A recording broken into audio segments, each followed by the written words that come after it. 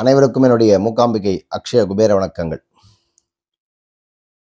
பொதுவா பார்த்தீங்கன்னா, கிரக இணைவுல மிக முக்கியமா பேசக்கூடியது பார்த்தீங்கன்னா, நீங்க எந்த ராசி மண்டலத்துல இருந்தாலும் சரி, மேஷமா இருக்கட்டும், ரிஷபமா இருக்கட்டும், மிதுனமா இருக்கட்டும், கடகமா இருக்கட்டும், எந்த ராசி மண்டலத்துல நீங்க பிறந்திருந்தாலும் சரி, என்ன ராசியா இருந்தாலும் சரி, இந்த 3 கிரக சேர்க்கையானது ரொம்ப மிக முக்கியம். அதாவது அசுபத்தன்மையில இருக்கக்கூடாது. பொதுவா பார்த்தீங்கன்னா, சனி, செவ்வாய், சனி, சூரியன், சனி, செவ்வாய், சூரியன், சனி, ராகு, சனி, செவ்வாய் இந்த மாதிரிலாம் இருந்துச்சு அப்படின்னா, அவங்க வாழ்க்கையில பார்த்தீங்கன்னா, பலதரப்பட்ட போராட்டங்கள், சிக்கல்கள், தடைகள், பலவிதமான பிரச்சனைகள் ஒண்ணு முடிஞ்சா ஒண்ணு, ஒண்ணு முடிஞ்சா ஒண்ணு, ஒண்ணு முடிஞ்சா ஒண்ணுன்னு வந்துகிட்டே இருக்கும். அவங்களுக்கு ஒரு நிம்மதிங்கிறது இருக்கவே இருக்காது.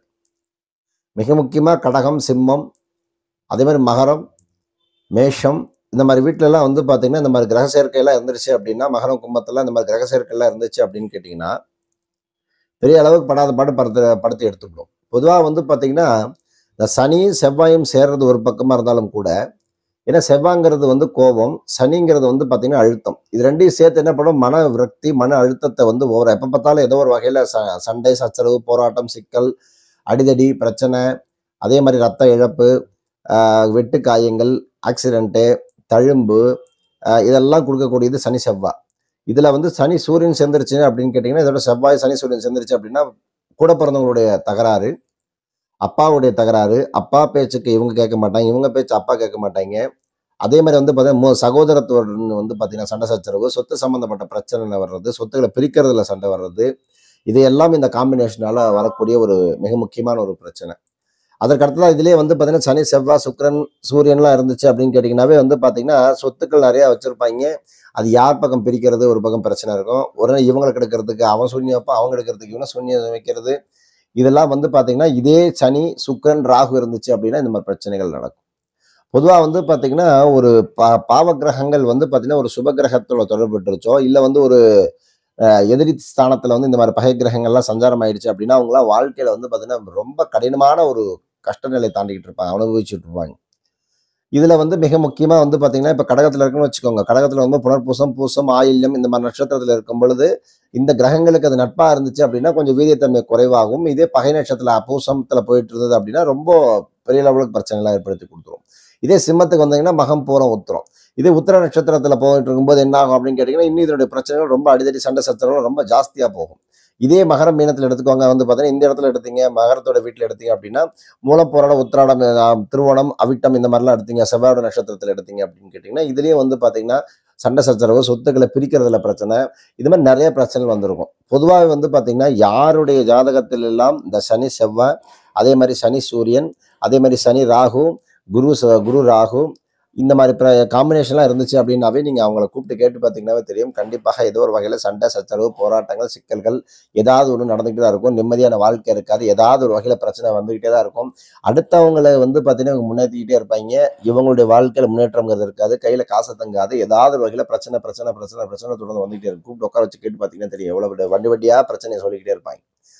ஏன்னா இந்த காம்பினேஷன் என்ன பண்ணும், நம்ம என்ன நினைச்சிட்டு இருக்கோம், எங்கேயோ ஒரு கிரகமானது ஒரு இடத்துல உட்காந்துருச்சு அப்படின்னு கேட்டீங்கன்னா, ஒரு ஒரு பாவ கிரகங்கள் ஒரு இடத்துல உட்காந்துருச்சு அப்படின்னு கேட்டீங்கன்னா, அது நல்லது பண்ணுதா, கெட்டது பண்ணுதாங்கிறது ஒரு பக்கம். அந்த வீட்டுல இருக்கக்கூடிய நட்சத்திரநாதனுக்கும், இந்த கிரக அந்த ராசிநாதனுக்கோ, இல்ல அந்த நட்சத்திரங்களுக்கு பகை கிரகங்களா இருந்துச்சா, பகையா அது போய் இருந்துச்சு அப்படின்னாவே, கண்டிப்பா இன்னும் பிரச்சனையை அதிகப்படுத்தி கொடுக்கும். இதே உங்களுக்கு நல்ல நிலையில இருந்துச்சு அப்படின்னா, கண்டிப்பா நல்ல மாற்றத்தை கொடுத்துரும். அப்போ ஒரு கிரகமானது நல்லது பண்ணுதா, கெட்டது பண்ணுதா அப்படிங்கிறது அது இருக்கக்கூடிய இடம், பார்க்கக்கூடிய இடம், அது நட்சத்திரம் மீது போகக்கூடிய ஒரு காலகட்டம் ரொம்ப பிரச்சனை கொடுத்தே தரும். பொதுவாகவே பார்த்தீங்கன்னா, இந்த காம்பினேஷன்லாம் யாருடைய ஜாதகத்துல இருக்கோ, கண்டிப்பாக இந்த சனி, செவ்வாய் வந்துருச்சு அப்படின்னாவே, கண்டிப்பாக நீங்க யாரை வழிபடணும் அப்படின்னா, சனினா குளிர்ச்சி கிரகம், செவ்வாய்னா உஷ்ண கிரகம். அப்ப மலை பிரதேசங்கள்ல இருக்கக்கூடிய, குளிர்ச்சியாக இருக்கக்கூடிய, குளிர்ந்த நிலையில இருக்கக்கூடிய முருகப்பெருமானை வழிபடுவதும், பெருமாளை வழிபடுவதும், மலை மேல் இருக்கக்கூடிய பெருமாளை வழிபடுவதும் ரொம்ப விசேஷம். அதே மாதிரி லட்சுமி நரசிம்மரை வழிபடுவது ரொம்ப விசேஷம். எப்பயுமே இவங்கெல்லாம் சனி, செவ்வாய் சம்பந்தப்பட்டு இருக்கிறவங்க எல்லாரும் பார்த்தீங்கன்னா, அந்த சஷ்டி கவசத்தை படிக்கிறதும், பெருமாளை வழிபடுறதும் ரொம்ப விசேஷமான ஒரு அமைப்பா இருக்கும். அதுக்கு அடுத்தது சனி, சூரியன் அப்படின்னாவே கண்டிப்பா லட்சுமி நரசிம்மரை வழிபடுறது ரொம்ப விசேஷம்.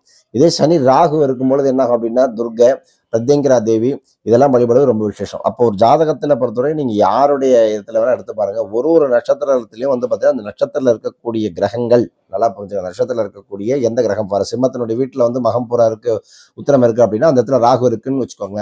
அவங்க கண்டிப்பா பார்த்தீங்கன்னா, அவங்க குடும்பத்துல ஏதாவது ஒரு வகையில பார்த்தீங்கன்னா, கொலை பாதகம் சம்மந்தப்பட்ட விஷயங்கள் அவங்க செஞ்சுருப்பாங்க, கண்டிப்பாக செஞ்சுருப்பாங்க. ஏன்னா அது வந்து மூதாதையர்களாலேயோ இல்லை கடைசி காலத்தில் அவங்க அப்பாவை வந்து பார்த்துக்காம விஷமருந்து செய்வது, இது மாதிரி பிரச்சனைகள் நடந்திருக்கும். இதெல்லாம் அவங்களுடைய சுய ஜாதகத்தில் இருக்கக்கூடிய கிரக அமைப்பை பொறுத்தது. ஸோ அதனால யாருடைய ஜாதகத்தெல்லாம் சூரியன் சனி, சனி ராகு, சனி செவ்வாய், செவ்வாய் சூரியன் இந்த மாதிரி அமைப்பெல்லாம் இருந்துச்சு அப்படின்னா இந்த பரிகாரங்கள் எல்லாம் வந்து பார்த்தீங்கன்னா பார்த்து தயவுசெய்து அதுக்குள்ள நிவர்த்தியை நீங்கள் கரெக்டாக பண்ணிக்கணும். அதுக்குள்ள வழிபாடுகளை கரெக்டாக பண்ணணும். இல்லைன்னா எவ்வளோக்கு எவ்வளோ திரும்பி திரும்பி திரும்பி திரும்பி நீங்கள் போராடிட்டு இருக்கீங்களோ கண்டிப்பாக பெரிய பிரச்சனை கொடுக்கும். எப்பயுமே சனி செவ்வாய் சேர்ந்துருச்சு அப்படின்னாவே செவ்வாயினுடைய பகை நட்சத்திரங்களில் பூச மனுஷம் உத்திரட்டாதியும், செவ்வாயினுடைய பகை நட்சத்திரங்கள் வந்து பார்த்தீங்கன்னா அதே மாதிரி மிருஷியோட உத்திரம் அவிட்டம் இதில் வந்து சனி போகும்போதோ இல்லை செவ்வாய் நட்சத்திரத்தில் வந்து சனி போகும்போதோ இதெல்லாம் பெரிய பிரச்சனைகள் கொடுத்தே தீரும். இது அனுபவபூர்வமாக எல்லாருடைய வாழ்க்கையிலுமே வந்து பார்த்தீங்கன்னா இந்த பிரச்சனைகள்லாம் நடந்துகிட்டு இருக்கு. இதை பார்த்துக்கிட்டு தான் இருக்கும். ஸோ அதனால உங்களுடைய சுயஜாதகத்திலும் இந்த மாதிரி பிரச்சனைகள் இருந்துச்சு அப்படின்னா அது தகுந்த ரெமிடிஸை கரெக்டாக பண்ணிட்டா மட்டும்தான் அதுல தப்பிச்சு அடுத்த இடத்தை நகர முடியும். இல்லை அப்படின்னா திருப்பி திருப்பி திருப்பி திருப்பி உங்க பிரச்சனை வச்சுட்டு இருக்கோம். அது எத்தனை வருட காலம் எத்தனை நாள் வரைக்கும் போகுங்கிறதும் ஒரு கணக்கு உண்டு. ஸோ அதை உங்களுடைய சுயஜாதகம் மட்டுமே முடிவு பண்ணுங்கிறத சொல்லி அடுத்த பதிவில் வேற ரெனியூ பற்றி சிறப்பாக பேசலாம். வரக்கூடிய இந்த மாதத்துக்குள்ள உங்களுக்கு வந்து பார்த்தீங்கன்னா கடனை தீர்க்கக்கூடிய மைத்திர முகூர்த்த நேர காலண்டர் டிஸ்பிளே வந்து சீக்கிரமாக உங்களுக்கு கொடுத்துட்றேன். அதுக்குள்ள வேலையை கொடுத்தாச்சு. பொங்கல் முடிஞ்ச உடனே அதுக்குள்ள வேலையை நான் உங்களுக்கு டிஸ்பியூட் பண்ணுறேன். அடுத்த பதிவில் வேற நினைவு பற்றி சிறப்பாக பேசலாம். நற்பவி நல்லது நடக்கட்டும். ஓம் ஸ்ரீ குருப்யோ நமஹ.